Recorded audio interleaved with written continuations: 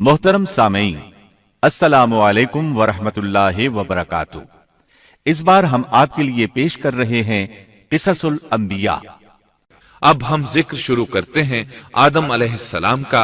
अल्लाह ताला फरमाते हैं, और मैंने जिन्नों और इंसानों को अपनी इबादत के लिए पैदा किया है।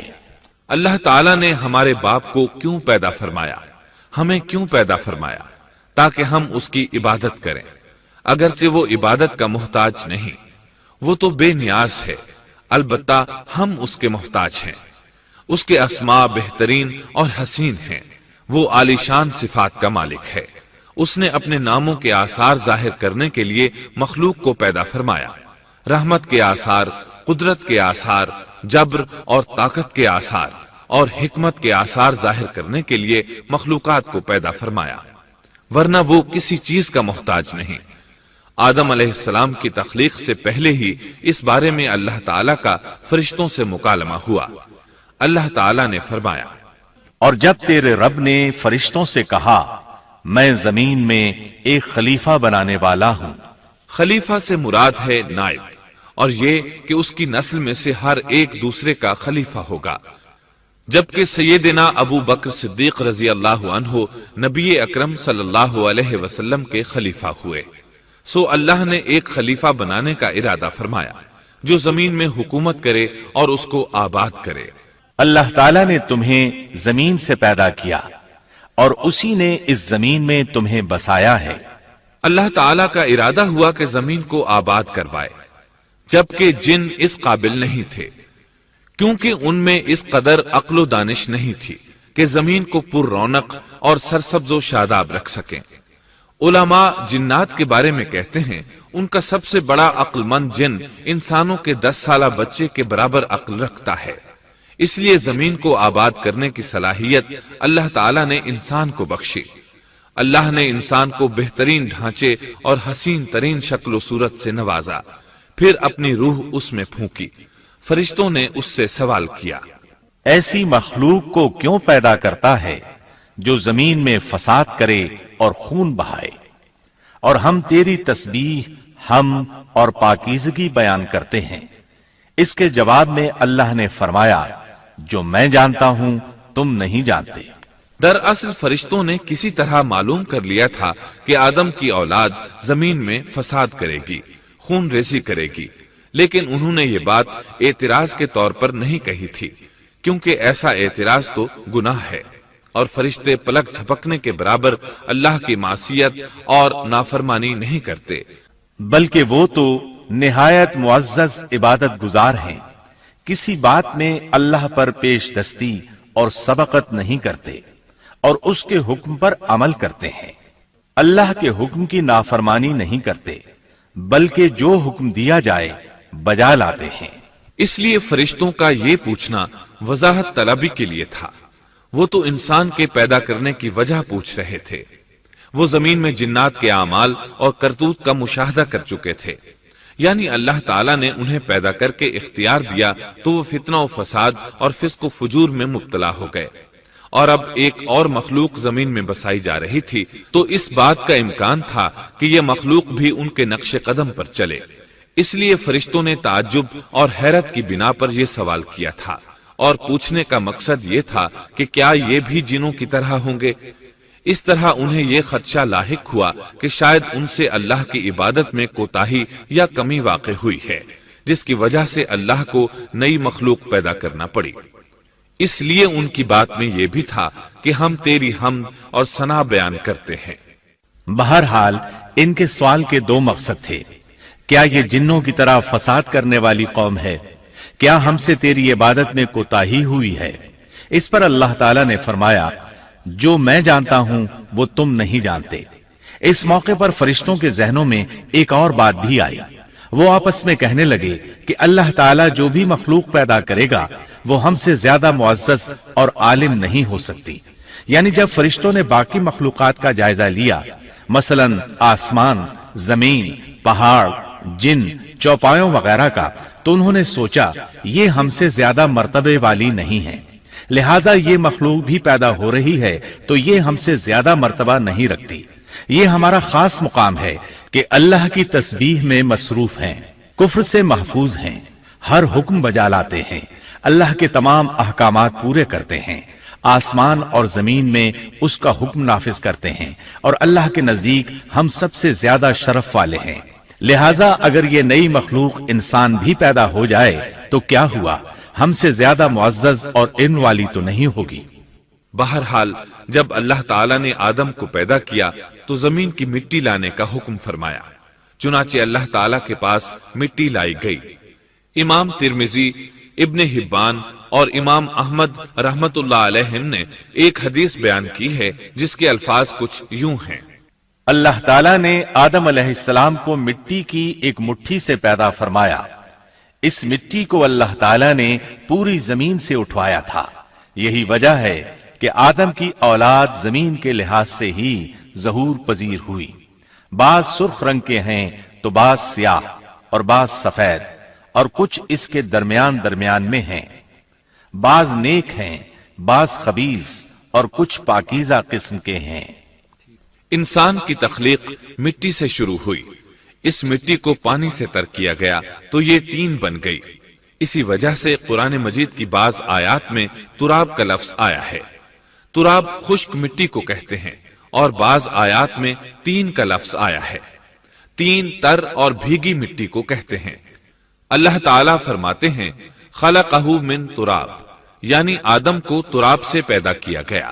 مٹی کی عام حالت کو تراب کہتے ہیں، اور فرمایا جب آپ کے رب نے فرشتوں سے کہا کہ میں مٹی سے بشر کو پیدا کرنے والا ہوں، جب اس مٹی کو پانی سے زیادہ بھگویا گیا تو وہ لیسدار ہونا شروع ہو گئی، اسی لیے اللہ تعالیٰ نے فرمایا ہم نے انسان کو لیسدار اور چپکنے والی مٹی سے پیدا کیا۔ پھر اللہ تعالیٰ نے اپنے مبارک ہاتھوں سے انسان کا ڈھانچہ تیار کیا۔ اللہ نے فرمایا خلقت بیدی، میں نے اپنے دونوں ہاتھوں سے پیدا کیا۔ اللہ تعالیٰ نے انسان کی خلقت فرشتوں کے سپرد نہ کی، بلکہ بذات خود اسے تخلیق کے مراحل سے گزارا اور اپنے ہاتھوں سے اس کی تصویر کشی کی۔ اللہ نے انسان کو پہلے ایک مورتی کی صورت میں ڈھالا، اس کے بعد ایک مقررہ مدت تک چھوڑے رکھا، یہاں تک کہ گیلی مٹی خشک ہو گئی اور اس کا رنگ سیاہ ہو گیا، بدبو آنے لگی، پھر وہ کھنکھناتی مٹی میں بدل گئی، اور آخرکار آگ پر پکی ہوئی مٹی یعنی فخار ٹھیکری کی صورت اختیار کر گئی، جس سے مٹکے وغیرہ تیار کیے جاتے ہیں۔ سیاہ مٹی کو ہما ان کہتے ہیں، اور بدبودار کو مسنون کہتے ہیں، اور کھنکھنا کر بولنے والی مٹی کو سلسال کہتے ہیں، اور ٹھیکری کی طرح کی مٹی کو الفخار کہتے ہیں۔ مختلف آیات میں یہ الفاظ وارد ہوئے ہیں۔ ہم نے تمہیں پیدا کیا اور پھر ہم ہی نے تمہاری صورت بنائی، اور یقیناً ہم نے انسان کو کھنکھناتی خشک مٹی سے پیدا کیا جو کہ بدبودار اور سیاہ گارے سے خشک ہوئی تھی۔ اللہ نے انسان کو کھنکھناتی مٹی سے پیدا کیا جو کہ ٹھیکری کی طرح تھی۔ ان تمام آیات کریمہ میں کوئی تناقض، تعارض اور اختلاف نہیں، اس لیے کہ ان مختلف آیات میں انسان کو اس کی تخلیق کے مختلف مراحل کی یاد دہانی کرائی گئی ہے۔ خلاصہ کلام یہ ہوا کہ تخلیق کے عمل کا پہلا مرحلہ تراب تھا، یعنی عام حالت والی خشک مٹی، پھر تین یعنی بھگوئی ہوئی مٹی، پھر لیسدار مٹی یعنی سلسال، پھر ٹھیکری کی طرح کی مٹی یعنی فخار، اور یہ کام جمعے کی آخری گھڑی میں کیا گیا، اور یہ دن اللہ کے لحاظ سے شمار ہونے والے دنوں میں سے ہمارے دنوں کی طرح نہ تھا، ہمارے اور اللہ کے دن مختلف ہیں۔ تخلیق آدم دراصل اللہ کا کرشمہ ہے، انسانوں کو ایک صورت عطا کی گئی۔ اس مرحلے کا تذکرہ بخاری اور مسند احمد کی ایک روایت میں ہے۔ اللہ نے آدم کو پیدا کیا اور ان کا قد 60 ہاتھ یا 60 میٹر لمبا تھا۔ تمام جنتی لوگ اس قد آدم کے ساتھ جنت میں داخل ہوں گے، اور اس وقت سے لے کر آج تک مخلوق کا قد کم ہوتا چلا آ رہا ہے۔ بعد والے لوگ گزشتہ زمانے کے لوگوں سے ہمیشہ چھوٹے قد کے ہوتے چلے آ رہے ہیں۔ بہرحال سب سے پہلے اور سب سے لمبے انسان آدم علیہ السلام تھے۔ امام احمد نے منفرد طور پر ایک روایت بیان کی ہے۔ اس میں رسول اکرم صلی اللہ علیہ وسلم نے آدم علیہ السلام کی لمبائی 60 ہاتھ یعنی 60 میٹر اور چوڑائی 7 ہاتھ بیان فرمائی ہے۔ سبحان اللہ! سیدنا آدم کس قدر ضخیم اور عظیم مخلوق تھے۔ صحیح مسلم اور مسند احمد کی روایت میں ہے، اللہ نے آدم کو پیدا کیا تو اسے اپنی منشا کے مطابق کچھ عرصہ ڈھانچے کی صورت میں چھوڑے رکھا۔ ابلیس اس کے ارد گرد چکر لگانے لگا۔ اس نے دیکھا کہ وہ پیٹ والا ہے۔ وہ سمجھ گیا کہ یہ مخلوق اپنے آپ پر کنٹرول نہیں کر سکے گی۔ اس حدیث سے معلوم ہوتا ہے کہ انسانوں کی طرح جنات کا پیٹ نہیں ہے، صرف انسان ایسا ہے جس کا اندر والا حصہ کھوکھلا ہے۔ بہرحال اللہ نے انسان کو اس شکل و صورت میں پیدا فرمایا۔ آدم 40 راتیں مجسمے کی صورت میں پڑے رہے۔ جسم موجود تھا لیکن روح نہیں تھی۔ ابلیس آتا، اس ڈھانچے کو ٹھوکر لگاتا تو جسم سے ایسی آواز نکلتی جیسے خالی مٹکے پر ہاتھ مارنے سے نکلتی ہے۔ اسی لیے اللہ نے بھی فرمایا ہے کہ وہ کھنکھناتی مٹی سے پیدا کیے گئے۔ آدم علیہ السلام میں روح ڈالنے سے پہلے ایک مرتبہ فرشتوں کا ان کے پاس سے گزر ہوا تو وہ کچھ گھبرا سے گئے۔ ابلیس کو تو بہت زیادہ گھبراہٹ کا سامنا کرنا پڑا۔ وہ گزرتے ہوئے ٹھوکر مارتا اور کہتا، تجھے کسی خاص مقصد کے لیے پیدا کیا گیا ہے۔ یہ کہہ کر وہ آدم کے منہ میں داخل ہو جاتا اور کمر کے راستے باہر آ جاتا اور فرشتوں سے مخاطب ہو کر کہتا، اس سے گھبرانے کی کوئی ضرورت نہیں۔ اگر مجھے اس پر مسلط کر دیا گیا تو میں یقیناً اسے ہلاکت میں ڈال دوں گا، اور اگر اسے مجھ پر مسلط کر دیا گیا تو بلا شبہ میں اس کی نافرمانی کروں گا۔ اندازہ کیجئے وہ تعجب کر رہا ہے کہ انہیں کیوں پیدا کیا گیا ہے۔ اس کی آدم علیہ السلام سے دشمنی کس قدر پرانی ہے، گویا ابتدا ہی سے یہ عداوت پر ڈٹ گیا تھا۔ بہرحال اللہ نے آدم میں روح پھونکی۔ اس مضمون کو قرآن مجید میں جا بجا ذکر کیا گیا ہے۔ اللہ تعالیٰ فرماتے ہیں، جب میں اس کو ٹھیک ٹھاک کر لوں اور اس میں اپنی روح پھونک دوں تو تم سب اس کے سامنے سجدے میں گر پڑنا۔ ایک اور جگہ فرمایا، اللہ تعالیٰ کے نزدیک عیسیٰ علیہ السلام کی مثال ہو بہو آدم علیہ السلام کی مثال ہے۔ اللہ نے انہیں مٹی سے بنا کر کہا، ہو جا، وہ ہو گئے۔ اللہ نے آدم علیہ السلام کو مٹی سے پیدا کیا، اپنے ہاتھوں سے بنایا، پھر اس میں روح پھونکی۔ اس کا مفصل بیان احادیث میں موجود ہے۔ جب ان میں روح پھونکی گئی اور ابتدا میں روح جیسے ہی سر کے اندر داخل ہوئی، آدم علیہ السلام کو چھینک آ گئی۔ فرشتوں نے آدم علیہ السلام سے کہا، الحمدللہ کہیے۔ انہوں نے کہہ دیا۔ اللہ کی اس تعریف کے جواب میں اللہ تعالیٰ نے فرمایا، رحمک ربک، یعنی تجھ پر تیرا رب رحم فرمائے۔ سبحان اللہ! اللہ ذوالجلال والاکرام نے آدم علیہ السلام میں روح مکمل ہونے سے پہلے ہی انہیں اپنی رحمت سے سرفراز فرما دیا۔ بہرحال جب روح ان کی آنکھوں میں داخل ہوئی اور انہوں نے جنت کے پھلوں کو دیکھا تو ان میں غور و فکر کرنے لگے۔ جب روح پیٹ میں داخل ہوئی تو کھانے کی طلب محسوس ہوئی۔ ابھی روح ٹانگوں تک پہنچی نہیں اور کھانے کی خواہش پہلے ہی محسوس ہونے لگی۔ اس جلد بازی اور عجلت کی وجہ سے اللہ تعالیٰ نے فرمایا، انسان جلد باز مخلوق ہے۔ جب آدم علیہ السلام کو پیدا کر دیا گیا تو اللہ تعالیٰ نے ان کی پشت پر ہاتھ پھیرا۔ ہاتھ پھیرتے ہی ان کی پشت سے قیامت تک پیدا ہونے والے انسان باہر نکل آئے۔ آدم کی تمام اولاد ان کے سامنے ظاہر ہو گئی، اور یہ بات نہایت وضاحت اور صراحت کے ساتھ قرآن مجید اور احادیث مبارکہ میں موجود ہے۔ مسلم بن یسار رحمت اللہ علیہ بیان کرتے ہیں کہ سیدنا عمر بن خطاب رضی اللہ عنہ سے کسی نے اس آیت کریمہ کے بارے میں پوچھا، اور جب آپ کے رب نے اولاد آدم کی پشت سے ان کی اولاد کو نکالا اور ان سے انہی کے بارے میں اقرار لیا کہ کیا میں تمہارا رب نہیں؟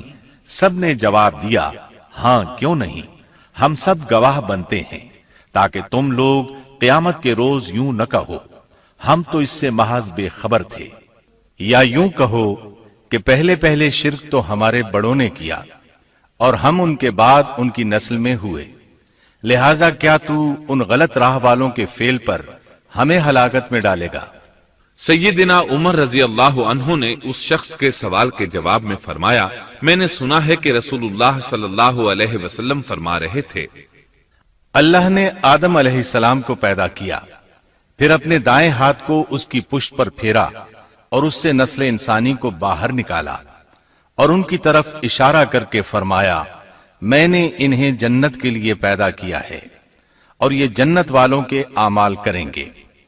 پھر اپنے ہاتھ کو دوبارہ آدم علیہ السلام کی پشت پر پھیرا اور اس سے نسل انسانی کو باہر نکالا اور ان کی طرف اشارہ کر کے فرمایا، میں نے انہیں آگ کے لیے پیدا کیا ہے اور یہ آگ والوں کے اعمال کریں گے۔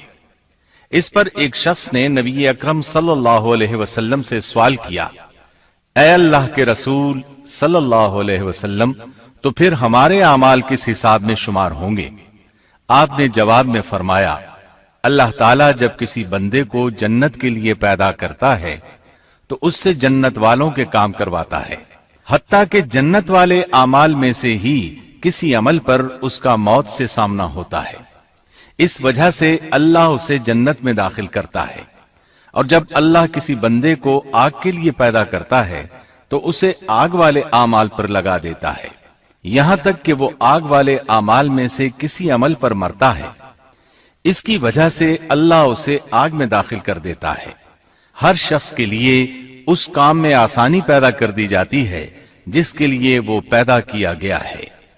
لیکن یہ بات ذہن میں ہر وقت موجود رہنی چاہیے کہ اللہ نے انسان کو اختیار دے رکھا ہے کہ وہ اپنی عقل اور فکر کی روشنی میں اللہ کے احکامات پر عمل پیرا ہو کر خود کو جنتی بنا لے، یا عقل کا درست استعمال نہ کرتے ہوئے شیطان کا پٹا گلے میں ڈال لے اور جہنم میں جگہ بنا لے۔ یہ تو اللہ نے انسان کو اختیار دے رکھا ہے، اس کی مرضی کہ جنت والے اعمال کرے یا جہنم والے۔ ہر انسان میں دونوں طرف جانے کی طاقت اور صلاحیت موجود ہے۔ اللہ نے انسان کو مجبور نہیں بنایا، البتہ ہر انسان کو جو بھی رویہ اختیار کرنا تھا اللہ کو اس کا علم تھا، اور اس کا علم برحق ہے، قطعی ہے، اس میں کوئی غلطی نہیں ہو سکتی، اس لیے اس نے اپنے علم کے مطابق تقدیر لکھ دی۔ اب ہم جو کچھ کرتے ہیں تقدیر سے مجبور ہو کر نہیں کرتے، بلکہ اپنے اختیار سے کرتے ہیں، اور چونکہ تقدیر بھی اللہ کے حکم سے لکھی گئی اس لیے اس میں بھی کوئی خطا واقع نہیں ہوتی۔ لہذا تقدیر کا یہ مطلب نہیں کہ انسان تقدیر کی بنا پر ہدایت ماننے یا نہ ماننے پر مجبور ہے، ایسی بات قطعاً نہیں۔ اور درست بات یہ ہے کہ تقدیر کا مسئلہ بہت زیادہ پیچیدہ ہے اور مشکل ترین مسائل میں سے ہے، یہاں اس کی تفصیل کا موقع نہیں۔ جب اللہ نے آدم علیہ السلام کو پیدا کر لیا اور اس میں اپنی روح پھونک دی تو فرشتوں کو حکم دیا کہ آدم کو سجدہ کرے۔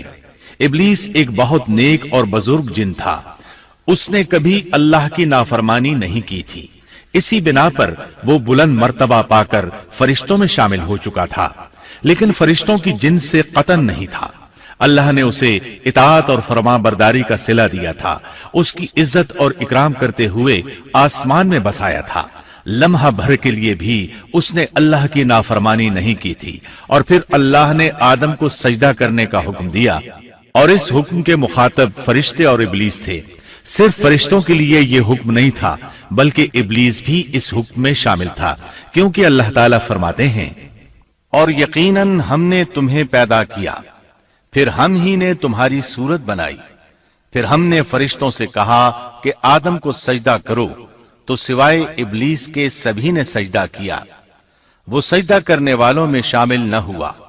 اللہ تعالیٰ نے فرمایا، تجھے کس چیز نے سجدے سے روک دیا جبکہ میرا حکم تیرے لیے بھی تھا؟ تو اس سے ثابت ہوا اس حکم میں فرشتوں کے ساتھ ابلیس بھی شامل تھا، کیونکہ قرآن میں اذ امرتک کے الفاظ ہیں۔ اس کا مطلب ہے کہ میں نے تجھے حکم دیا تھا، اور پھر ابلیس نے جواب میں یہ نہیں کہا کہ تو نے تو مجھے حکم ہی نہیں دیا تھا، بلکہ اس نے سجدہ نہ کرنے کی وجہ یہ بتائی۔ اس نے کہا، میں سجدہ کیوں کروں، میں اس سے بہتر ہوں، اس لیے کہ تو نے مجھے آگ سے پیدا کیا اور اسے مٹی سے۔ اللہ نے حکم دیا، تو اس سے نیچے اتر جا۔ غرض جب ابلیس نے نافرمانی کی، سرکشی اور تکبر کا مظاہرہ کیا تو اس وقت اللہ تعالیٰ اور اس کے درمیان مکالمہ ہوا۔ اللہ نے اس کی سرکشی دیکھ کر اسے سزا دیتے ہوئے فرمایا، اس جنت سے اتر جا، تجھے کوئی حق حاصل نہیں کہ تو اس جنت میں رہ کر تکبر کرے۔ ابلیس نے جواب میں کہا، مجھے قیامت کے دن تک مہلت دے دیجئے، یعنی اتنی لمبی عمر دے دیجئے کہ میں قیامت تک زندہ رہوں، موت نہ آئے۔ اللہ نے فرمایا، تجھے مہلت دے دی گئی، لیکن ایک وقت مقررہ تک۔ اور جب شیطان اس طرف سے مطمئن ہو گیا کہ اسے مہلت مل گئی، تب اس نے کہا، چونکہ تو نے مجھے گمراہ کر دیا ہے، اس وجہ سے میں قسم کھاتا ہوں کہ میں انسانوں کی گمراہی کے لیے تیرے سیدھے راستے پر بیٹھ جاؤں گا، پھر ان کے آگے سے، ان کے پیچھے سے، ان کے دائیں سے، ان کے بائیں سے، ان کے پاس آؤں گا، اور آپ ان میں سے اکثر لوگوں کو شکر گزار نہیں پائیں گے۔ اللہ تعالیٰ نے شیطان کا رد کرتے ہوئے فرمایا، یہاں سے ذلیل و خوار ہو کر نکل جا۔ ان میں سے جو شخص بھی تیرا حکم مانے گا، میں ایسے تمام گمراہوں سے جہنم کو بھر دوں گا۔ جو انسان بھی تیرا پیروکار بنے گا، وہ جہنم کا مستحق اور حقدار ٹھہرے گا۔ ایک اور مقام پر اللہ تعالیٰ فرماتے ہیں، جب ہم نے فرشتوں کو حکم دیا کہ آدم کو سجدہ کرو تو ابلیس کے سوا سب نے سجدہ کیا۔ اس نے کہا، کیا میں اسے سجدہ کروں جسے تو نے مٹی سے پیدا کیا ہے؟ اچھا دیکھ لے، اسے تو نے مجھ پر فضیلت دی ہے، اگر مجھے بھی تو نے قیامت تک ڈھیل دی تو میں سوائے چند لوگوں کے اس کی اولاد کو گمراہ کروں گا۔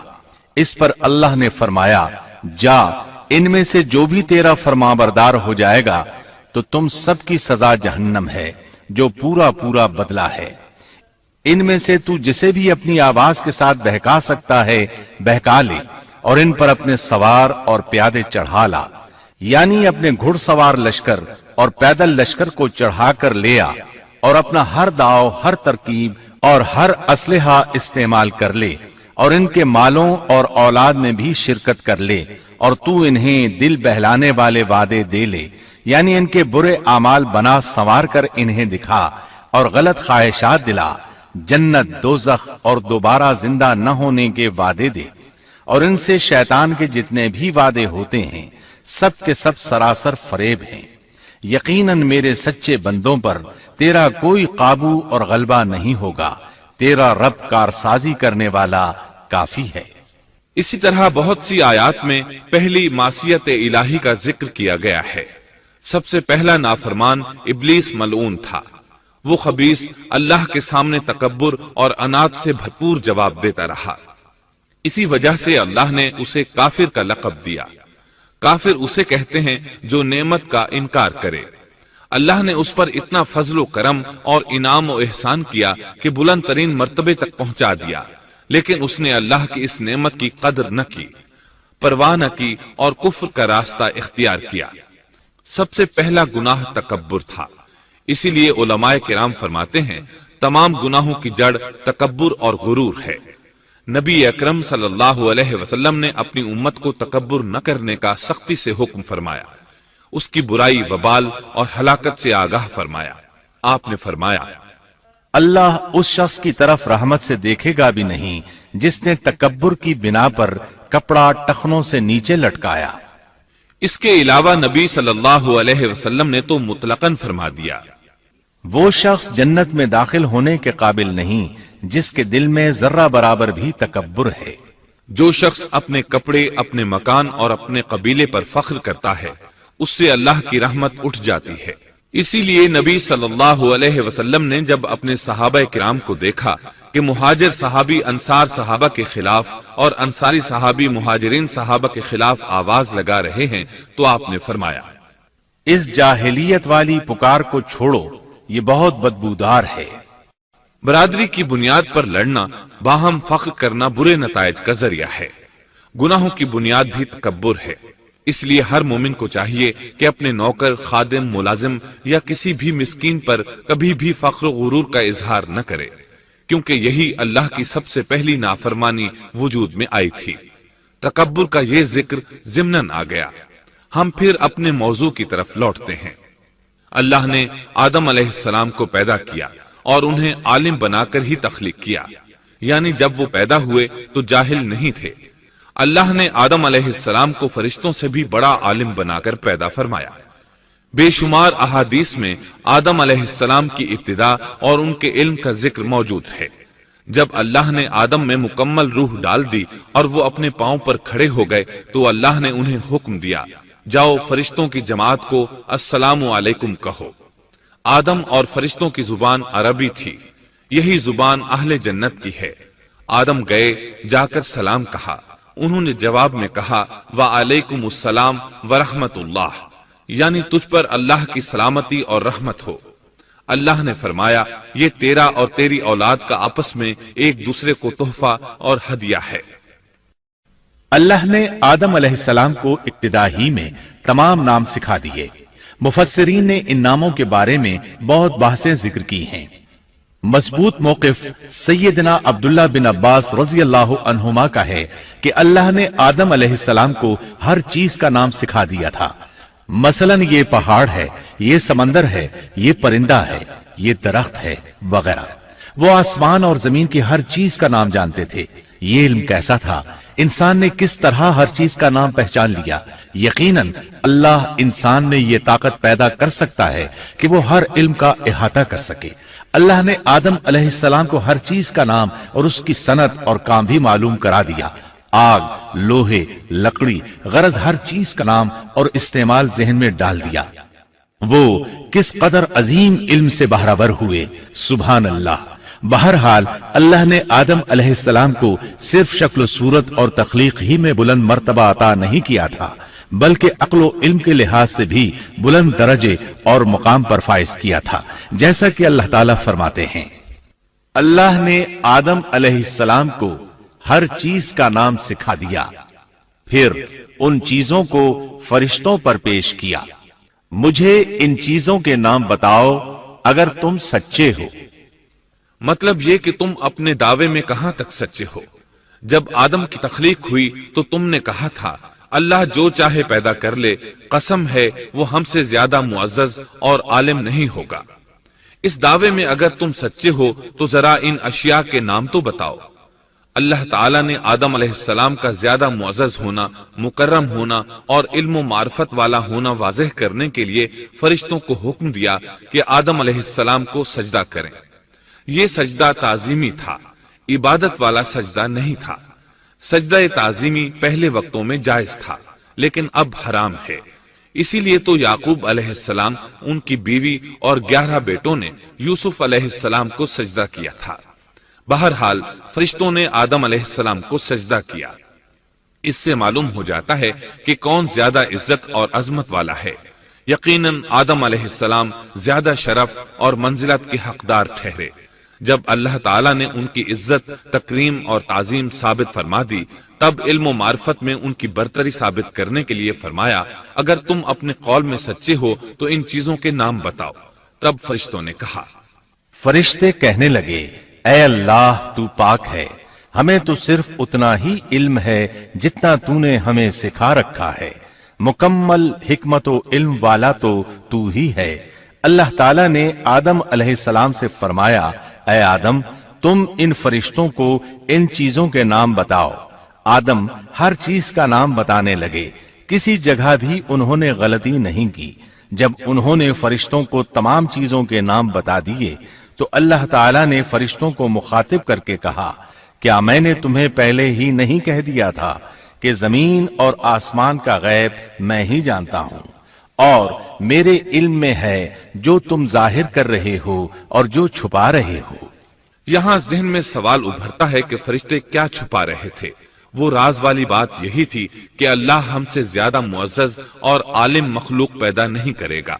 اس کے بعد اللہ تعالیٰ نے اما حوا کو پیدا فرمایا۔ انہیں آدم علیہ السلام کے فوراً بعد پیدا نہیں فرمایا، بلکہ آدم علیہ السلام نے کافی عرصہ جنت میں تنہا بسر کیا، اور حدیث میں ہے کہ وہ وحشت محسوس کرتے تھے، تنہائی کو شدت سے محسوس کرنے لگے تھے۔ آخرکار ایک روز جب وہ سو رہے تھے تو اللہ تعالیٰ نے ان کی بائیں پسلی سے اما حوا علیہ السلام کو پیدا فرمایا اور آدم علیہ السلام کا ہم سفر بنا دیا۔ اللہ فرماتے ہیں اے لوگو اپنے اس پروردگار سے ڈر جاؤ جس نے تم سب کو ایک ہی جان سے پیدا کر ڈالا اور اس جان یعنی آدم علیہ السلام سے ان کی بیوی کو پیدا کیا۔ آدم علیہ السلام کے وجود ہی سے حوا کا وجود بنایا گیا، وہ کوئی الگ مخلوق نہیں تھی۔ جب آدم علیہ السلام بیدار ہوئے تو انہوں نے اپنے قریب ایک عورت کو بیٹھے دیکھا، پوچھنے لگے تم کون ہو؟ حوا علیہ السلام نے کہا عورت۔ آدم علیہ السلام نے پھر پوچھا تجھے کس لیے پیدا کیا گیا ہے؟ وہ بولی آپ کے لیے، تاکہ آپ مجھ سے سکون اور انس حاصل کریں۔ جب فرشتوں نے آدم علیہ السلام کو ایک عورت سے باتیں کرتے دیکھا تو کہنے لگے اب ایک اور نئی مخلوق پیدا کی گئی ہے۔ آدم علیہ السلام نے ان مخلوقات کا نام تو بتا دیا تھا جو مشہور و معروف تھیں، ان کا نام پوچھنا چاہیے۔ انہوں نے آدم علیہ السلام سے سوال کیا، انہوں نے فوراً جواب دیا حوا، اس لیے کہ اللہ نے تو آپ کو ہر چیز کا نام سکھا دیا تھا۔ فرشتوں نے کہا ان کا نام حوا کیوں رکھا گیا ہے؟ آدم علیہ السلام نے جواب دیا اس لیے کہ اسے ایک زندہ چیز سے پیدا کیا گیا ہے، حیات کی نسبت سے حوا نام رکھا گیا۔ مسلم شریف میں ہے، سیدنا ابو ہریرہ رضی اللہ عنہ روایت کرتے ہیں کہ رسول اللہ صلی اللہ علیہ وسلم نے فرمایا جو شخص اللہ اور آخرت کے دن پر ایمان رکھتا ہے، جب وہ کسی معاملے کے لیے حاضر ہو تو بھلائی والی بات کرے یا خاموش رہے، اور عورتوں کے بارے میں بھلائی کی وصیت حاصل کر لو، یعنی ان کے ساتھ اچھا سلوک کرو، کیونکہ عورت پسلی سے پیدا کی گئی ہے اور پسلی میں زیادہ ٹیڑھا حصہ اوپر والا حصہ ہوتا ہے۔ اگر تم اس کو سیدھا کرنا چاہو گے تو توڑ ڈالو گے، اور اگر اس کو چھوڑ دو گے تو وہ اسی طرح ہمیشہ ٹیڑھی رہے گی۔ عورتوں کے بارے میں بھلائی کی وصیت حاصل کر لو۔ مطلب یہ کہ اسی حالت میں گزر بسر کرو، عورتوں کے بارے میں بھلائی کی وصیت حاصل کر لو۔ اس حدیث کا مطلب یہ ہے کہ عورتوں پر جبر کر کے زبردستی ان کی طبیعت کو بدلا نہیں جا سکتا، اور عورت ذات کو نہایت نرمی اور پیار سے رکھو۔ ان کی طبیعتوں میں ٹیڑھا پن ہے، وہ کبھی جذبات سے مغلوب ہو جاتی ہے اور عقل کھو بیٹھتی ہے۔ اگر کوئی اسے سیدھا کرنا چاہے تو اس سے لا تعلقی، دوری اور طلاق کی نوبت آ جائے گی۔ اگر اسے چھوڑ دو گے تو ٹیڑھا پن برقرار رہے گا۔ مرد کو بہت حوصلے سے اس صورتحال کو سنبھالنا چاہیے۔ احادیث میں سیدنا ابراہیم علیہ السلام کی زوجہ سیدہ سارہ علیہ السلام کا قصہ موجود ہے۔ وہ حوا علیہ السلام کے بعد کائنات کی سب سے زیادہ خوبصورت عورت تھی۔ احادیث سے یہ اشارہ ملتا ہے کہ حوا علیہ السلام ابتدائے انسانیت سے لے کر قیامت تک پیدا ہونے والی تمام عورتوں میں خوبصورت تھیں۔ اب ابلیس لگا اپنے وسوسے شروع کرنے۔ آدم اور حوا علیہم السلام دونوں اللہ کے حکم سے جنت میں تھے کہ شیطان نے انہیں پھسلانے کی کوشش شروع کر دی۔ اللہ تعالیٰ فرماتے ہیں اور ہم نے کہہ دیا اے آدم تم اور تمہاری بیوی جنت میں رہو اور جہاں سے چاہو با فراغت کھاؤ۔ جنت بھی کیسی؟ اللہ فرماتے ہیں وہ جنت کہ جس کی چوڑائی ہی آسمانوں اور زمین کے برابر ہے۔ سو اس جنت میں سے جو چاہو سو کھاؤ، کچھ بھی منع نہیں سوائے ایک درخت کے، چنانچہ ارشاد ہوا اور ہم نے کہا اے آدم تم اور تمہاری بیوی جنت میں رہو، پھر جس جگہ سے چاہو با فراغت کھاؤ، اور اس درخت کے پاس مت جاؤ ورنہ ظالموں میں سے ہو جاؤ گے۔ ایک اور جگہ فرمایا اور جب ہم نے فرشتوں سے کہا کہ آدم کو سجدہ کرو تو ابلیس کے سوا سب نے سجدہ کیا، ابلیس نے انکار کیا تو ہم نے کہا اے آدم یہ تیرا اور تیری بیوی کا دشمن ہے، خیال رکھنا ایسا نہ ہو کہ وہ تم دونوں کو جنت سے نکلوا دے اور تو مصیبت میں پڑ جائے۔ یہاں تو تجھے آرام ہے، نہ تو بھوکا ہے اور نہ ننگا، اور نہ تو یہاں پیاسا ہوتا ہے، نہ دھوپ سے تکلیف اٹھاتا ہے۔ گویا اللہ نے سیدنا آدم علیہ السلام کو وسوسے سے پہلے ہی خبردار کر دیا تھا۔ ان آیات سے یہ بھی پتا چلا کہ انسان سے ابلیس کی عداوت اور دشمنی ابتدا ہی سے چلی آ رہی ہے، اور یہ بھی ثابت ہوا کہ جو لوگ کہتے ہیں کہ انسان ابتدا میں ننگا تھا ان کا قول صحیح نہیں، اس لیے کہ اللہ تعالیٰ نے جنت میں بھی آدم علیہ السلام پر لباس رکھا اور زمین میں بھی لباس نازل کر دیا۔ جیسا کہ اللہ تعالیٰ فرماتے ہیں، اے آدم کی اولاد، ہم نے تم پر لباس کو نازل کیا جو تمہاری شرمگاہوں کو چھپاتا ہے اور زینت کا سبب بھی ہے، اور تقوی کا لباس اس سے بھی بہتر ہے۔ لہذا آدم ابتدا میں ننگے نہیں تھے، انہیں تو ننگے پن کا علم ہی نہیں تھا، نہ ہی ان کی بیوی کو برہنہ ہونے کا علم تھا۔ اللہ نے آدم علیہ السلام کو کامل نعمتوں سے نوازا، بھوک نہ پیاس، یہاں تک کہ پیاس کے اسباب سے بھی محفوظ، نہ گرمی اور نہ دھوپ، پھر بے انتہا حسن و جمال، مشقت نہ تکلیف، بدبختی نہ بدقسمتی۔ آدم اور حوا علیہ السلام کے دلوں میں وسوسہ ڈالنے کے بارے میں بھی قرآن نے روشنی ڈالی ہے۔ پھر شیطان نے ان دونوں کے دلوں میں وسوسہ ڈالا۔ یہ وسوسہ اس نے ان دونوں کو طمع دلانے کی صورت میں پورا کیا، اور یہ طمع دلائی کہ اس درخت کو کھانے سے ہمیشگی اور بقا ملتی ہے، اور کبھی نہ ختم ہونے والی بادشاہت حاصل ہوتی ہے، اور اس وسوسے کا مقصد یہ تھا تاکہ ان کا پردہ بدن جو ایک دوسرے سے پوشیدہ تھا دونوں کے روبرو بے پردہ کر دے۔ ان کی شرمگاہوں کو ننگا کرنے کے لیے اس نے ایسا کیا۔ وہ دونوں کپڑے میں ملبوس تھے، ستر ڈھانپ رکھا تھا۔ جب انہوں نے اس درخت سے کھایا تو لباس نیچے گر گیا، دونوں برہنہ ہو گئے۔ یہی شیطان چاہتا تھا کہ انہیں برہنہ کر دے، اللہ کی نافرمانی پر اکسائے۔ ارشاد ہوتا ہے، شیطان نے انہیں وسوسہ ڈالا، کہنے لگا، اے آدم، کیا میں تجھے دائمی زندگی کا درخت اور وہ بادشاہت نہ بتلا دوں جو کبھی پرانی نہ ہو؟ جب تم اس درخت سے کھاؤ گے تو ہمیشہ زندہ رہنے والے بن جاؤ گے اور زبردست بادشاہت حاصل کر لو گے۔ اس نے یہ تمنا بھی دلائی۔ تمہارے رب نے تم دونوں کو اس درخت سے اس لیے منع کیا ہے کہ تم دونوں فرشتے نہ بن جاؤ یا ہمیشہ زندہ رہنے والے نہ بن جاؤ۔ یعنی تم اس درخت سے کھا لو گے تو فرشتے بن جاؤ گے اور ہمیشہ قائم دائم رہو گے۔ پھر وہ وسوسہ ڈالتے ہوئے جھوٹی قسمیں کھانے لگا، جیسا کہ ارشاد ہوتا ہے، اور ان دونوں کے روبرو قسمیں کھانے لگا کہ یقین آ جائے میں آپ کا خیر خواہ ہوں۔ اللہ کی قسم کھانے لگا، اور اس وقت سے جھوٹی قسموں کی ابتدا ہوئی۔ اس نے ان دونوں کو فریب دے کر بہکا لیا، جیسا کہ فرمایا، فَدَلَّاهُمَا بِغُرُورٍ، یعنی دھوکے سے انہیں پھسلایا، حالانکہ انہیں کسی چیز کی کمی نہیں تھی۔ بھلا وہاں کیا محتاجی ہو سکتی تھی؟ جنت میں سکون سے زندگی بسر کر رہے تھے، جنت سے بڑھ کر کیا چاہیے؟ ہمیشہ کے لیے جنت مل چکی تھی۔ اللہ تعالیٰ فرماتے ہیں، ان دونوں نے جب درخت کو چکھا، دونوں کا پردہ بدن ایک دوسرے کے روبرو کھل گیا، دونوں اپنے بدنوں پر درختوں کے پتے جوڑ جوڑ کر رکھنے لگے۔ کپڑے اترنے پر دونوں کو حیا آئی، اس لیے کہ انسان کی فطرت میں برہنہ ہونے کی ناپسندیدگی شامل ہے۔ برہنہ ہو گئے تو کوئی لباس نہیں تھا، اس لیے درختوں کے پتے جوڑ کر جسم ڈھانپنے لگے۔ حدیث میں آیا ہے، آدم بھاگنے لگے تو اللہ نے پکارا، آدم مجھ سے بھاگتے ہو؟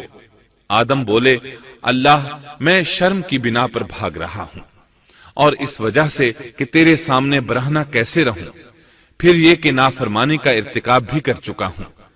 یہاں ایک سوال پیدا ہوتا ہے، دونوں میں سے پہلے کھانے والا کون تھا؟ اس بارے میں راجح قول یہ ہے کہ وہ حوا علیہ السلام تھی۔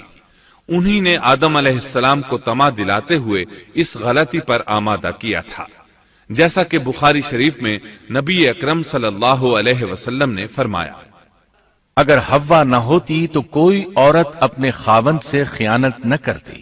حوا علیہ السلام نے انہیں غلطی میں مبتلا کیا تھا۔ اگر حوا علیہ السلام نہ ہوتی تو آدم بھی خیانت میں مبتلا نہ ہوتے اور نہ معصیت میں مبتلا ہوتے۔ تب اللہ نے انہیں پکارا، کیا میں نے تم دونوں کو اس درخت سے نہیں روکا تھا؟ اور کیا یہ نہیں کہا تھا کہ شیطان تمہارا کھلا دشمن ہے؟ اب توجہ طلب بات یہ ہے کہ اس موقع پر دونوں نے کیا طرز عمل اختیار کیا۔ کیا وہ دونوں اپنی معصیت پر بضد رہے اور تکبر کرنے لگے، جیسا کہ ابلیس نے سجدہ کرنے سے انکار کیا تھا اور پھر لگا تھا اپنی معصیت پر اصرار کرنے، یا ان دونوں نے توبہ کر لی؟ جی ہاں، دونوں نے توبہ کر لی، جیسا کہ قرآن مجید میں آتا ہے۔ دونوں نے کہا اے ہمارے رب، ہم نے اپنا بڑا نقصان کیا، اور اگر تو ہماری مغفرت نہ کرے گا اور ہم پر رحم نہ کرے گا تو واقعی ہم خسارہ پانے والوں میں سے ہو جائیں گے۔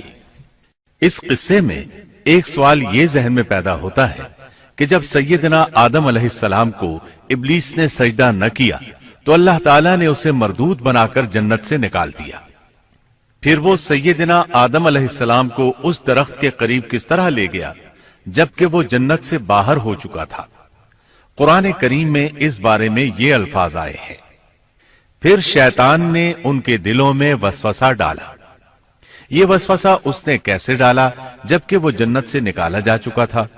مفسرین نے اس کے جواب میں لکھا ہے کہ اس نے جنت سے باہر رہ کر یہ وسوسہ ڈالا تھا، جیسے آج کل تار اور بغیر تار کے آواز کو دور دراز علاقوں تک پہنچایا جا سکتا ہے، ایسے ہی شیطان نے اپنی طاقت سے یہ وسوسہ ان کے دلوں تک پہنچایا۔ لگے ہاتھوں ابلیس کی حقیقت بھی سن لیں۔ ابلیس کے لفظی معنی انتہائی مایوس کے ہیں۔ یہ راندہ درگاہ ہونے کے بعد ہمیشہ ہمیشہ کے لیے اللہ کی رحمت سے مایوس ہو گیا تھا، اس لیے اسے یہ لقب ملا، ورنہ روایات کی روح سے اس کا اصل نام عزازیل تھا۔ پہلے یہ جنات میں سے تھا، اپنے رب تعالی کی اطاعت سے نکل کر ابلیس ہوا۔ اس کا علم ناقص تھا، مزاج ناپاک تھا، وہ غرور اور تکبر میں مبتلا ہو گیا تھا۔ یہاں یہ بات بھی ذہن نشین کر لیں کہ انبیاء خطا اور گناہ سے پاک ہوتے ہیں، ان پر اللہ تعالی کی مستقل حفاظت اور نگرانی قائم رہتی ہے۔ اگرچہ انبیاء بھی انسان ہوتے ہیں اور تمام انسانی تقاضے انہیں لاحق ہوتے ہیں، لیکن ان کے عمل اور ارادے میں کسی قسم کی بدی اور شر کا عمل دخل قطعاً نہیں ہوتا۔ ان کا ہر قول اور عمل بلکہ ہر حرکت اور سکون کی حالت بھی انسانیت کے لیے بہترین نمونہ ہوتے ہیں۔ البتہ بشر ہونے کی وجہ سے بھول کا امکان ہوتا ہے، تاہم بھول ہو جانے کی صورت میں انہیں فوراً ہی خبردار کر دیا جاتا ہے۔ بھول ہو جانا بشری طبیعت کا خاصہ ہے، اللہ تعالیٰ نے ہر انسان کی فطرت میں یہ چیز رکھی ہے۔ انبیاء سے بھول چوک ہو جانے میں بھی اللہ تعالیٰ کی کئی ایک حکمتیں پوشیدہ ہیں۔ مثلا بہت سی قومیں اپنے نبیوں کے معجزات دیکھ کر ان میں ربوبیت کی صفات کی قائل ہو گئی، یہاں تک کہ بعض قوموں نے اپنے نبیوں کو اللہ یا اللہ کا بیٹا بھی جانا۔ جب انبیاء سے بھول اور لغزشیں ہوئیں تب گویا لوگوں پر یہ واضح کیا گیا کہ یہ الہ نہیں ہے، الہ ہوتے تو کس طرح ان سے بھول ہو سکتی تھی۔ اس سے یہ بتانا بھی مقصد تھا کہ انبیاء انسان ہی ہوتے ہیں، کوئی ماورائی مخلوق نہیں ہوتے۔ سیدنا آدم علیہ السلام کے واقعے پر غور کرنے سے یہ حقیقت مزید واضح ہو جاتی ہے کہ سیدنا آدم علیہ السلام کی یہ لغزش گناہ نہیں تھی۔ ممنوع درخت کا پھل کھاتے ہی سیدنا آدم علیہ السلام اور اماں حوا کا لباس اتر گیا تھا۔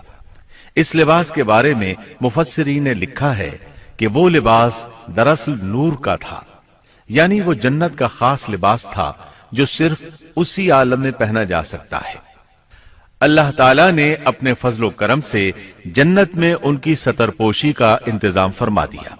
اللہ کا حکم ہوا، جنت سے اتر جاؤ، تم آپس میں ایک دوسرے کے دشمن ہوگے اور تمہارے واسطے زمین میں رہنے کی جگہ ہے اور ایک وقت تک نفع حاصل کرنا ہے۔ فرمایا تم وہیں زندگی بسر کرو گے اور وہیں مرو گے اور وہیں سے دوبارہ نکالے جاؤ گے۔ قرآن مجید کے دیگر مقامات میں بھی اس قصے کی تفصیل موجود ہے۔ مثلاً فرمایا، اور اس سے قبل ہم نے آدم سے ایک عہد لیا تھا مگر وہ بھول گئے اور ہم نے ان میں کوئی عزم نہیں پایا۔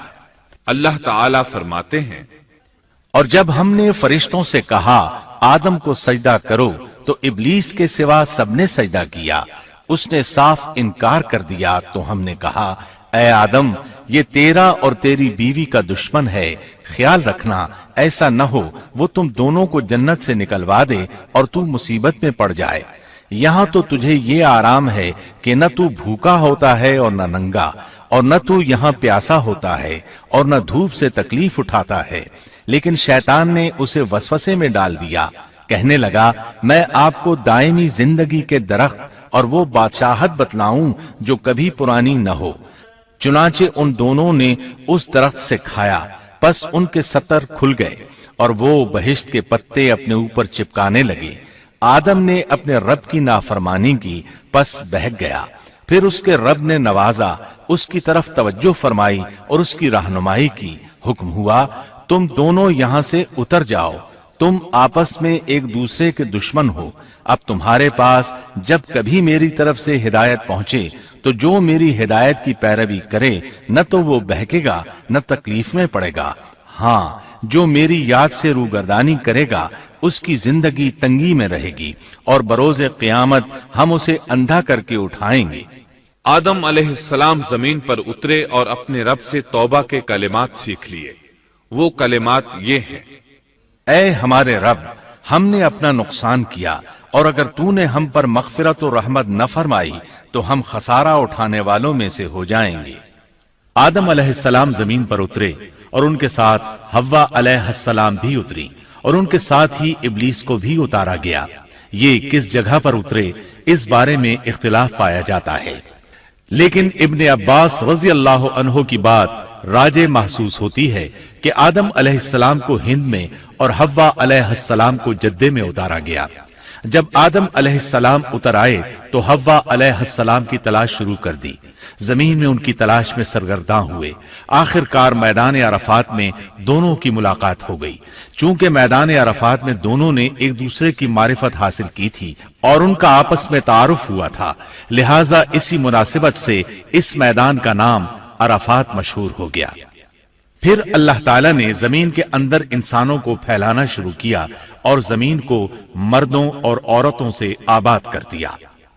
امام طبری رحمت اللہ علیہ بیان کرتے ہیں کہ حوا علیہ السلام نے آدم علیہ السلام کے لیے 20 ولادتوں میں 40 بچوں کو جنم دیا۔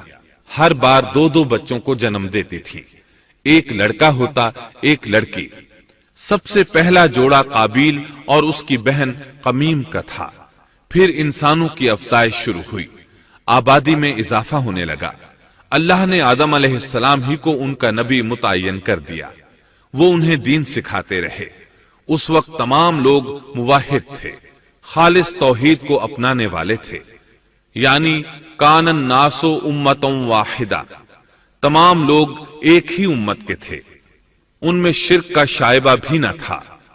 ابن جریر اور ابن کثیر رحمہم اللہ نے ابو موسیٰ اشعری رضی اللہ عنہ کی روایت بیان کی ہے، اللہ نے جب آدم علیہ السلام کو جنت سے زمین پر اتارا تو انہیں ہر چیز کی کاریگری اور صنعت کا علم تھا۔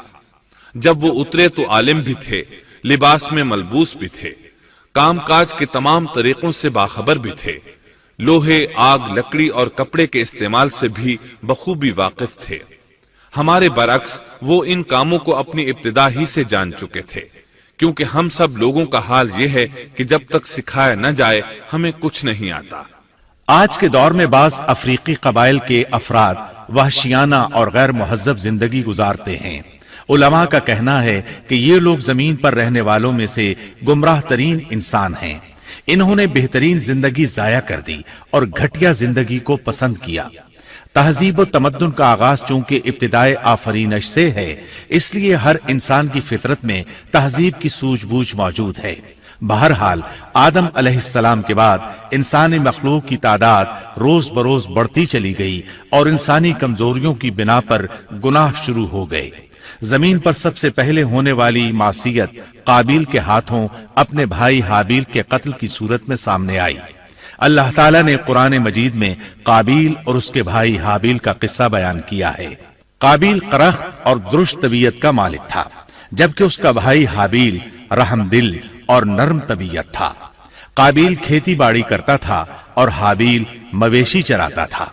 حابیل کے نرم دل ہونے کی ایک وجہ اس کا بکریاں چرانا تھا، क्योंकि एक चरवाहा अपनी बकरी को भूखा देखकर उसे चारा खिलाए बगैर नहीं रहता, नहीं वो किसी बकरी को प्यासा देखकर उसे भूल जाता है। अपने जानवर पर उसकी ताकत से ज्यादा बोझ भी नहीं लादता। बनी नौ इंसान की तादाद में इजाफे के लिए उस वक्त ऐसा कानून था जो अब हराम है, और वो है बहन के साथ निकाह। चूंकि उस वक्त के सब लोग आदम अलैहिस्सलाम की हकीकी औलाद थे और आपस में बहन भाई थे, इसलिए उस वक्त की शरीयत की रूह से काबिल अपने साथ जुड़वां पैदा होने वाली बहन के सिवा किसी दूसरी बहन से शादी कर सकता था, और इसी तरह हाबिल अपने साथ जुड़वां पैदा होने वाली बहन के अलावा किसी दूसरी बहन से शादी कर सकता था। इसकी सूरत यह थी कि काबिल की शादी हाबिल की बहन से हो और हाबिल की शादी काबिल की बहन से हो। लेकिन हुआ ये कि हाबिल की बहन खूबसूरती में काबिल की बहन से कम थी, इसलिए काबिल ने हाबिल की बहन से शादी करने से इनकार कर दिया और अपनी जुड़वां बहन से शादी की ख्वाहिश जाहिर की। लेकिन ऐसा करना आदम अलैहिस्सलाम की शरीयत में हराम था। आप नबी भी थे और रसूल भी। रसूल और नबी में फर्क यह है कि रसूल पर शरीयत और अहकाम नाजिल होते हैं, लेकिन नबी पर शरीयत नाजिल नहीं होती। अलबत्ता उसकी तरफ वही नाजिल होती है और मोजज़ात अता किए जाते हैं, जबकि शरीयत सिर्फ रसूलों ही पर नाजिल की जाती है। आदम अलैहिस्सलाम भी चूंकि रसूल थे, इसलिए उनकी शरीयत में ये कानून था कि कोई शख्स अपने साथ जुड़वां पैदा होने वाली बहन के साथ शादी नहीं कर सकता। काबिल इस शरई हुक्म की वजह से गजबनाक हो गया। उसने ताज्जुब का इजहार करते हुए इस कानून को मानने से इनकार कर दिया। आदम अलैहिस्सलाम ने इन दोनों के दरमियान फैसला करते हुए इन्हें हुक्म दिया कि दोनों अल्लाह के हुजूर एक हदिया पेश करें। हदिया उस जानवर को कहते हैं जिसे अल्लाह के नाम पर ज़बह करके फुकरा में तकसीम कर दिया जाए। इससे मकसूद अल्लाह के लिए अपनी नीयत को खालिस करना होता है। इस अमल को कुर्बानी कहा जाता है। आदम अलैहिस्सलाम के जमाने में कुर्बानी का जो कानून था, उसके कबूल होने की निशानी तय थी, और वो ये कि आसमान से एक आग नमूदार होती और उस कुर्बानी को जला देती। इसका मतलब था कुर्बानी कबूल हो चुकी है, और अगर आग कुर्बानी को न जलाती तो समझ लिया जाता कि कुर्बानी कबूल नहीं हुई। आखिर कुर्बानी का दिन आ पहुंचा। हाबिल ने अपने मवेशियों में से एक बेहतरीन जानवर लिया और कुर्बान गाह में लाकर अल्लाह के हुजूर पेश कर दिया। दूसरी तरफ काबिल ने अपनी खेती के गल्ले में से रद्दी किस्म का गल्ला कुर्बानी के लिए पेश किया।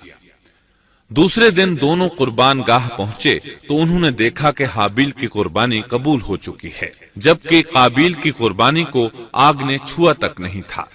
ये देखकर काबिल हाबिल पर गजबनाक हुआ। शैतान ने भी उसे वसवसे में मुब्तला किया कि अपने भाई को कत्ल कर दे। उसने अपने भाई हाबिल को जान से मार डालने का पुख्ता इरादा कर लिया। उस वक्त तक रूए जमीन पर कोई इंसान कत्ल नहीं हुआ था। इंसानी तारीख में यह पहला कत्ल है जिसका इर्तिकाब काबिल ने किया। वो अपने भाई हाबिल के पास गया और उससे बोला, मैं तुझे कत्ल कर दूंगा।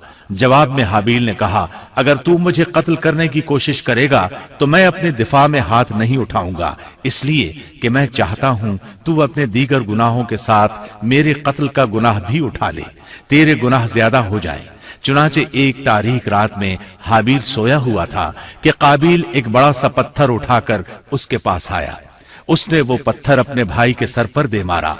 इस तरह उसने हाबिल को कत्ल कर दिया। रूए जमीन पर कत्ल की इब्तिदा कर दी। जमीन को पहले खून से रंग दिया। तारीख इंसानी में ये सबसे पहला जुर्म था जो काबिल के हाथों हुआ। कत्ल तो वो कर बैठा, अब हैरान और परेशान हुआ कि उसकी लाश का क्या करे। उस वक्त तक नस्ल इंसानी मौत से भी दो चार नहीं हुई थी। आदम अलैहिस्सलाम की औलाद में से उस वक्त तक कोई फौत नहीं हुआ था, इसलिए काबिल को मालूम नहीं था कि मुर्दे के साथ क्या किया जाए। इसी कशमकश के आलम में उसने भाई की लाश को कमर पर उठा लिया और चल पड़ा। चला जा रहा था कि अल्लाह ने दो कव्वे भेजे। दोनों कव्वे आपस में लड़ पड़े। एक ने दूसरे को हलाक कर दिया। अब जिंदा कव्वा मिट्टी खोदने लगा। इस तरह उसने एक गड्ढा तैयार कर लिया। मुर्दा कव्वे को उसमें रखा और ऊपर मिट्टी डाल दी। اس طرح قابیل کو دفن کا طریقہ معلوم ہوا۔ اس نے بھی گڑھا کھودا اور حابیل کی لاش کو اس میں دبا دیا۔ وہ اپنے کیے پر نادم ضرور تھا، لیکن اس نے اللہ سے معافی نہ مانگی، جبکہ انسان کے لیے ضروری ہے کہ اس سے کوئی گناہ ہو جائے تو اللہ سے معافی مانگے۔ قابیل اور حابیل کے درمیان جو مکالمہ ہوا، اللہ تعالیٰ نے اس کا ذکر سورہ مائدہ آیت 27 تا 29 میں کیا ہے۔ اللہ فرماتے ہیں، آدم علیہ السلام کے دونوں بیٹوں کا کھرا کھرا حال بھی انہیں سنا دو۔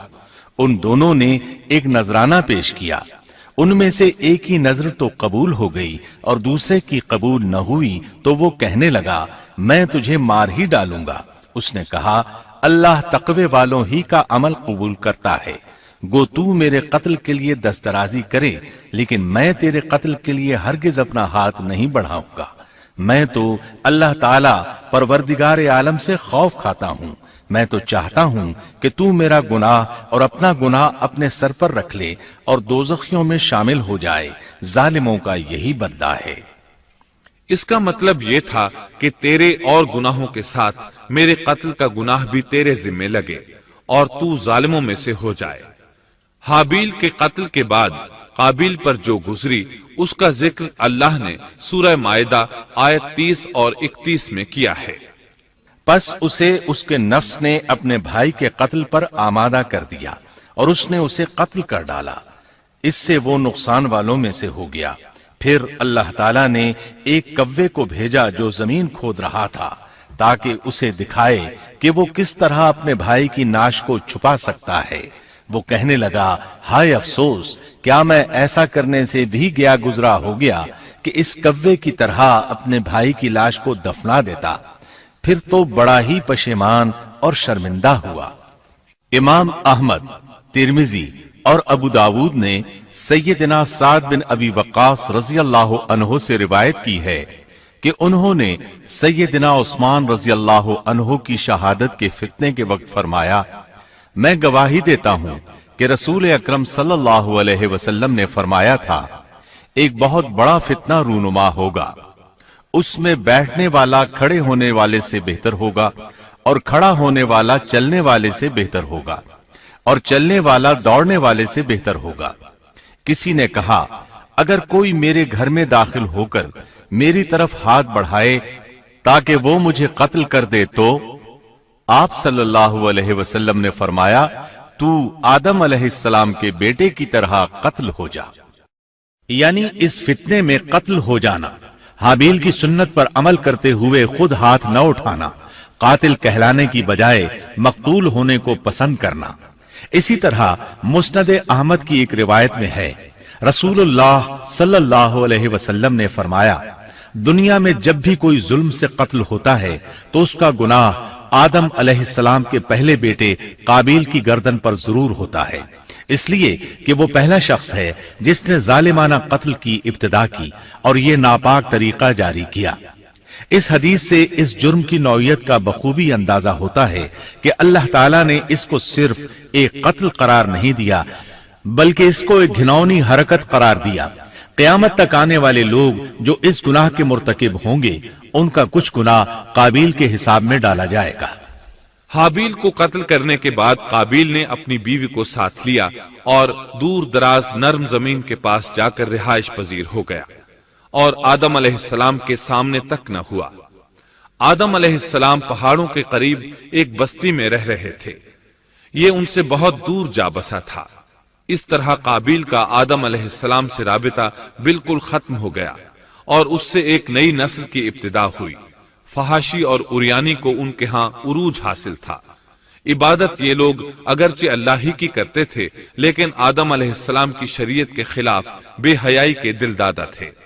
تقوی کی قلت، احکام الہی کی نافرمانی اور فحاشی کا فروغ ان کے شب و روز کا معمول تھا۔ اس کے بعد لوگ دو گروہوں میں تقسیم ہو گئے، شریر اور برے لوگ قابیل کے ساتھ مل گئے اور آدم علیہ السلام کے دیگر بیٹے اور نیک لوگ آدم علیہ السلام کے ساتھ مل گئے۔ آدم علیہ السلام 960 سال زندہ رہے۔ ان کی کل عمر تو 1000 سال تھی، لیکن 40 سال کم کر دی گئی۔ سیدنا ابو ہریرہ رضی اللہ عنہ بیان کرتے ہیں کہ رسول اللہ صلی اللہ علیہ وسلم نے فرمایا، جب اللہ نے آدم علیہ السلام کو پیدا فرمایا تو ان کی پیٹھ پر ہاتھ پھیرا، اس طرح قیامت تک جتنے انسان پیدا ہونے والے تھے ان کی روحیں وجود میں آ گئیں۔ پھر ہر انسان کی آنکھوں کے درمیان ایک نور رکھ کر آدم علیہ السلام کے سامنے پیش کیا۔ انہوں نے پوچھا، یا اللہ یہ کون ہے؟ اللہ نے فرمایا، یہ تیری اولاد ہے۔ ان میں سے ایک کی پیشانی کی چمک آدم علیہ السلام کو بہت اچھی لگی۔ انہوں نے پوچھا، یا اللہ یہ کون ہے؟ جواب ملا، یہ تیری اولاد میں سے بہت دور جا کر ہیں، ان کا نام داؤد ہے۔ پوچھا، ان کی عمر کتنی ہے؟ فرمایا 60 سال۔ آدم علیہ السلام کہنے لگے، یا اللہ 40 سال میری عمر میں سے ان کی عمر میں شامل کر دے۔ اس سلسلے میں دوسری روایت یوں آئی ہے، جب آدم علیہ السلام کی روح قبض کرنے کے لیے فرشتہ آیا تو وہ کہنے لگے، میری عمر میں تو ابھی 40 سال باقی ہیں۔ اس وقت ان کی عمر 960 سال تھی۔ انبیاء اپنی عمر سے واقف ہوتے ہیں۔ فرشتے نے کہا، کیا آپ کو یاد نہیں آپ نے اپنی عمر کے 40 سال اپنی اولاد داؤد کو ہبہ کر دیے تھے؟ رسول اللہ صلی اللہ علیہ وسلم نے فرمایا، چونکہ آدم علیہ السلام نے انکار کیا تو ان کی اولاد بھی انکار کی عادی ہے۔ آدم علیہ السلام خود بھول گئے، ان کی اولاد بھی بھولتی ہے۔ آدم علیہ السلام نے خطا کی، ان کی اولاد بھی خطا کرتی ہے۔ حابیل کے قتل کے بعد اللہ تعالیٰ نے آدم اور حوا علیہم السلام کو اس کا نعم البدل عطا کیا۔ اس کا نام انہوں نے شیس رکھا۔ شیس کا مطلب ہے اللہ کا دیا ہوا تحفہ۔ حابیل کے قتل پر آدم اور حوا علیہم السلام دونوں بہت غمگین ہوئے، اس لیے اللہ نے بدلے میں انہیں شیس علیہ السلام عطا فرمائے۔ سیدنا ابو ذر غفاری رضی اللہ عنہ سے مروی ایک صحیح حدیث میں ہے کہ رسول اللہ صلی اللہ علیہ وسلم نے فرمایا، اللہ تعالیٰ نے 104 صحیفے نازل فرمائے، ان میں سے 50 صحیفے شیس علیہ السلام پر نازل ہوئے۔ ان صحیفوں میں ایسے قوانین، اصول اور ضابطے تھے جن سے انسانیت کی زندگی منظم ہوتی ہے۔ شیس علیہ السلام نے آدم علیہ السلام سے علم حاصل کیا، لیکن آدم علیہ السلام کا تمام علم وہ حاصل نہ کر سکے، اس لیے کہ آدم علیہ السلام نے بالمشافہہ اللہ تعالیٰ سے علم حاصل کیا تھا، اور بہت سی اشیاء کا علم اللہ تعالیٰ نے انہیں سکھا دیا تھا، اس لیے وہ تمام علماء سے بڑھ کر عالم تھے۔ شیس علیہ السلام نے آدم علیہ السلام سے علوم سیکھ کر لوگوں کو سکھائے۔ لوگوں نے ان سے مختلف علوم، فنون اور پیشے سیکھے۔ انہیں شہروں میں رہنے سہنے کے بارے میں تعلیم دی، دن رات کے حسابات سے انہیں آگاہ کیا اور انہیں بتایا کہ کن اوقات میں وہ اللہ کی عبادت کریں اور عبادت کے طریقے انہیں سکھائے۔ احادیث میں اس کی وضاحت ملتی ہے۔ امام احمد رحمت اللہ علیہ بیان کرتے ہیں کہ ابو زمعہ سعدی کہتے ہیں کہ انہوں نے مدینے میں ایک شیخ کو لوگوں سے کلام کرتے دیکھا تو ان کے متعلق پوچھا، یہ کون شخص ہے؟ لوگوں نے بتایا کہ یہ ابی بن کعب رضی اللہ عنہ ہیں، بڑے صحابہ میں ان کا شمار ہوتا ہے، تمام مسلمانوں سے بڑھ کر قرآن اور اس کی تفسیر کے عالم ہیں۔ ابو زمعہ فرماتے ہیں کہ ابی بن کعب رضی اللہ عنہ اس وقت یہ واقعہ بیان کر رہے تھے کہ جب آدم علیہ السلام کی وفات کا وقت قریب آیا تو انہوں نے اپنے بیٹوں سے فرمایا، میرا جنت کے پھل کھانے کو جی چاہتا ہے۔ جنت کے پھل دنیاوی پھلوں جیسے ہی ہوتے ہیں، سیب، انار، انگور، یہ سب جنت میں موجود تھے۔ جنت کے اور دنیا کے پھلوں میں فرق یہ ہے کہ دنیاوی پھل بدبودار ہو جاتے ہیں، جبکہ جنتی پھل کبھی بدبودار نہیں ہوتے۔ اسی طرح دنیاوی پھلوں کا ذائقہ عارضی ہوتا ہے، جبکہ جنتی پھلوں کا ذائقہ ہمیشہ برقرار رہتا ہے۔ اس لیے آدم علیہ السلام نے چاہا کہ وہ جنت کے پھل کھائیں، چنانچہ ان کے بیٹے تلاش میں نکل گئے۔ انہوں نے اپنے ساتھ کلہاڑے، کدالیں اور ٹوکریاں لے لی۔ راستے میں انہیں فرشتے ملے، ان کے پاس آدم علیہ السلام کا کفن اور خوشبو وغیرہ تھی۔ انہوں نے پوچھا، آدم کے بیٹو کس چیز کی تلاش میں ہو، کہاں جا رہے ہو؟ انہوں نے جواب میں کہا، ہمارے والد مریض ہیں، انہیں جنت کے پھلوں کی خواہش ہے۔ فرشتے ان کے سامنے انسانی شکل میں آئے تھے، ان کی بات سن کر بولے، واپس جاؤ، تمہارے والد فوت ہونے کے قریب ہیں، اب ان میں اتنی طاقت نہیں رہی کہ پھل کھا سکیں۔ جب فرشتے آدم علیہ السلام کی روح قبض کرنے کے لیے آئے تو حوا علیہ السلام نے انہیں پہچان لیا۔ وہ بلند آواز سے آدم علیہ السلام کو پکارنے لگی، ان کے ساتھ چمڑ گئیں۔ آدم علیہ السلام بولے، مجھ سے الگ ہو جاؤ، پہلے بھی مجھے تمہاری وجہ سے مصیبت پہنچی تھی، میرے اور میرے رب کے فرشتوں کے درمیان سے ہٹ جاؤ۔ پھر فرشتوں نے آدم علیہ السلام کی روح قبض کی، انہیں غسل دیا، کفن پہنایا، خوشبو لگائی، آپ کی قبر کھودی، پھر انہوں نے آدم علیہ السلام کی نماز جنازہ ادا کی، اس کے بعد انہیں قبر میں اتارا، پھر اوپر مٹی ڈال دی اور بولے، آدم کے بیٹو، تمہارے لیے یہی طریقہ ہے۔ اس وقت تک لوگ کفن دفن کے احکامات سے واقف نہیں تھے، انہیں علم نہ تھا کہ قابیل نے اپنے بھائی کو کیسے دفن کیا تھا، اس لیے فرشتوں کو بھیجا گیا تاکہ تدفین کا طریقہ بتا دیں۔ تو اس طرح انسان کو دفن کرنے کا طریقہ معلوم ہوا جو فرشتے لے کر آئے تھے۔ آدم علیہ السلام نے اپنی 960 سال کی مکمل زندگی میں سوائے اس درخت کا پھل کھانے کے اور کوئی خطا نہیں کی۔ یہ تھا ہمارے باپ سیدنا آدم علیہ السلام کا اسوہ اور سیرت طیبہ کا حال۔ آپ کی وفات کے 1 سال بعد حوا علیہ السلام بھی وفات پا گئیں۔ Thanks for watching.